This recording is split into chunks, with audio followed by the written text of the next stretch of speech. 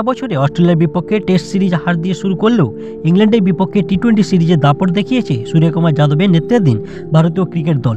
রাজকোটে সামান্য হোঁচট খেলেও বাকি ম্যাচগুলোতেই সহজ জয় তুলে নেয় ম্যান ইন ব্লু। এবার তাদের লক্ষ্য ইংল্যান্ডের বিপক্ষে আসন্ন 3 ম্যাচের ওডিআই সিরিজ। ম্যাচগুলো হবে 6, 9 ও 12 ফেব্রুয়ারি, যথাক্রমে বিদর্ভ, কটক ও আহমেদাবাদে। চ্যাম্পিয়ন্স ট্রফি 2025-এর আগে এটি ভারতের সবচেয়ে বড় ওডিআই সিরিজ। ওডিআই সিরিজের জন্য বিসিসিআই ইতিমধ্যেই স্কোয়াড ঘোষণা করেছে। দলে দেখা যেতে পারে রোহিত শর্মা ও বিরাট কোহলিকে, যারা টি-20 থেকে অবসর নিয়েছেন।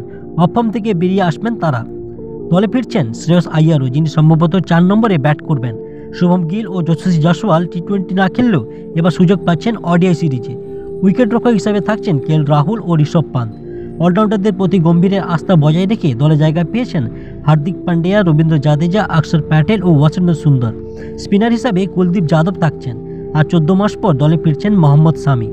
চোটের কারণে অনুপস্থিত বুমরার বদলি হিসাবে এসেছেন হর্ষিত রানা।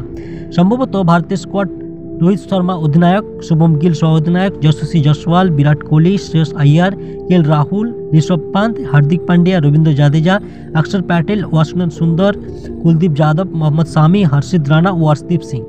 এরকম ক্রিকেটের নিত্য নতুন খবর পেতে আমাদের চ্যানেলটিকে লাইক, শেয়ার ও সাবস্ক্রাইব করে আমাদের পাশে থাকুন।